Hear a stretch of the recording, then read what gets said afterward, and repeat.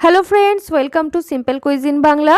আমি আলিয়া হাজির হয়ে গেছি নতুন আরও একটি স্বাস্থ্যকর রেসিপি নিয়ে, যেটি নামমাত্র তেলে কম সময়ের মধ্যেই বানিয়ে নেওয়া যায়। এর জন্য আমাদের লাগছে 1 কাপ পরিমাণ খোসাসহ গোটা মুগের ডাল বা গ্রিন মুগের ডাল এবং সম পরিমাণ আমি এখানে প্রোসো মিলেট নিয়েছি। আপনাদের হাতের কাছে মিলেট থাকলে অবশ্যই ব্যবহার করতে পারেন, অথবা রাগি কিংবা যে কোনো দু রকমের ডাল দিয়ে রেসিপিটা বানানো যাবে। দুটোই সম পরিমাণে নিয়ে একটি বড় সাইজের মিক্সিং বোলের মধ্যে নিয়েছি। এবারে জল দিয়ে 3 থেকে 4 বার জল বদলে বদলে ধুয়ে নেওয়ার পর কিছুটা জল দিয়ে 4 থেকে 5 ঘন্টার জন্য কমপক্ষে ভিজিয়ে রেখেছিলাম। তো এইবারে 4-5 ঘন্টা পর ডাল কিন্তু হাত দিয়ে একটু চাপ দিলেই ভেঙে যাচ্ছে। এই পর্যায় পর্যন্ত ডাল ভিজিয়ে নিতে হবে। এখান থেকে এক্সট্রা জলটা ঝরিয়ে এখন একটা বড় সাইজের মিক্সিং বোলের মধ্যে এগুলোকে নিয়ে নিলাম। সাথে আমি কয়েকটা কারি পাতা নিয়ে নেব। যদি হাতের কাছে ফ্রেশ কারি পাতা থাকে অবশ্যই ব্যবহার করবেন, না হলে কিন্তু কারি পাতা বাদ দেওয়াও যেতে পারে। এর সঙ্গে আমি কিছুটা গোটা জিরে অ্যাড করে দিলাম, ওই 1/4 টিস্পুনের মতো। সাথে 1 ইঞ্চির মতো আদার টুকরো অ্যাড করেছি। স্বাদ মতো কাঁচা লঙ্কা দিয়ে দিলাম। দিয়ে সমস্ত কিছু একসাথে করে কোনো রকম এক্সট্রা জল অ্যাড না করে ভালো করে ব্লেন্ড করে নিতে হবে। যদি প্রয়োজন পড়ে 2 থেকে 3 চামচ মতো জল এখানে ব্যবহার করা যেতে পারে। এবারে বেটে নেওয়া ডাল আমি ঢাকনা চাপা দিয়ে একটু গরম জায়গায় 3 থেকে 4 ঘন্টার জন্য রেখে দিচ্ছি, যাতে ন্যাচারালি ফার্মেন্ট হতে পারে। চাইলে এটা কিন্তু ওভারনাইটও রুম টেম্পারেচারে রাখা যেতে পারে, তাহলেও দেখা যায় সুন্দরভাবে ফার্মেন্ট হয়ে যায়। যদি এই সময়টা হাতে না থাকে তাহলে কিন্তু এই ব্যাটারির সঙ্গে ইনো অথবা বেকিং পাউডার, বেকিং সোডা এগুলো ব্যবহার করলে এরকম একটা রেজাল্ট পাওয়া যায়।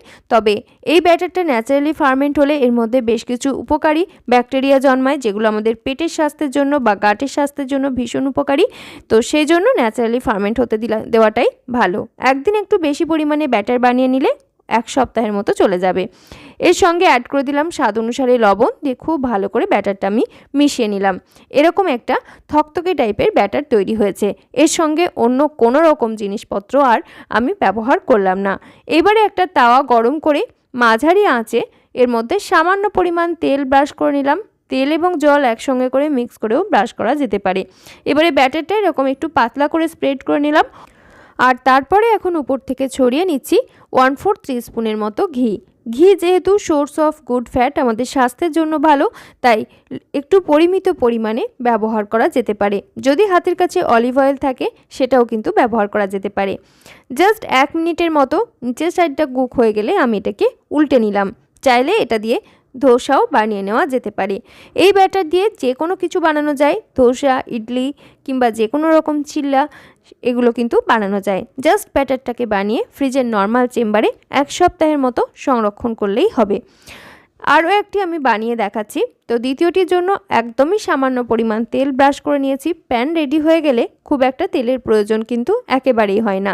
এই তেলটা শুধুমাত্র প্যানের লংজিভিটি বাড়ানোর জন্যই ব্যবহার করা, তাছাড়া খাবারটার সঙ্গে তেলের তেমন একটা সম্পর্ক নেই।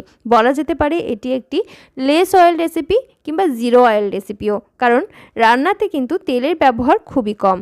শুধুমাত্র উপর থেকে কিছুটা আমি ঘি স্প্রেড করে দিয়েছি, যাতে খেতে ভালো লাগে এবং এর ক্রিস্পিনেস অনেকক্ষণ পর্যন্ত বজায় থাকে এবং এই সাইডটা কুক হতেও বেশ সুবিধা হয়।